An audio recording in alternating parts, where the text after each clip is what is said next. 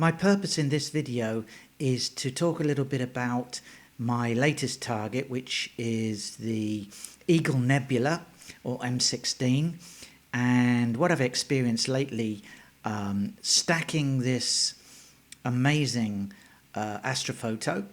And I'd like to talk about just how important and powerful astrophotography stacking can be, and how it's helped me create at the end of it, hopefully, what I think is a great image.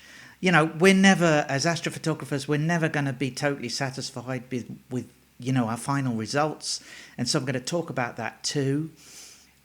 Before I do, here's the pillars of creation are towering structures of gas and dust located in the Eagle Nebula, approximately 6,500 light years away from Earth. These iconic formations, captured in stunning detail by the Hubble Space Telescope, are part of a star-forming region where new stars are being born. The pillars themselves are vast, with some stretching several light years in length, and are sculpted by intense ultraviolet light and stellar winds from nearby young, massive stars.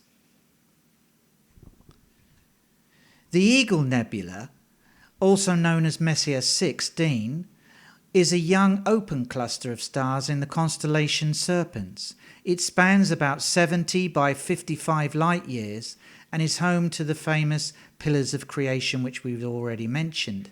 This vibrant nebula is a stellar nursery where active star formation occurs, creating a spectacular display of interstellar gas and dust illuminated by radiant light of newborn stars. A good astrophoto is made up of many stacked images. Here I'm showing you how my image is built up from the first photo with live stacking in Siril. I took a total of 213 photos, and one by one they are stacked together, as you can see here. Can you see how the details emerge and the signal builds up as each frame is added?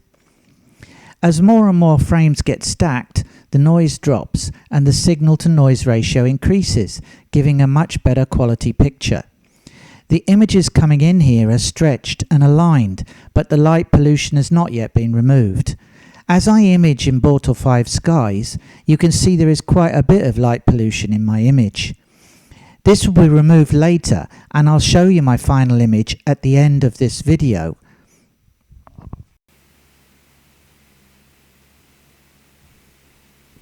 If you look to the right of your screen in the box, you can see that as more images get stacked, the noise levels fall.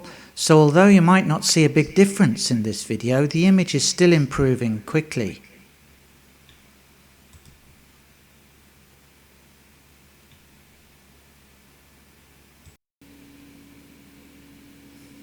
And that's the final image. Now look how it's stacked with one image, 20 images, 80 images, 160 images, and the final image. Look how it's improved. And here's my final, fully processed image of the Eagle Nebula.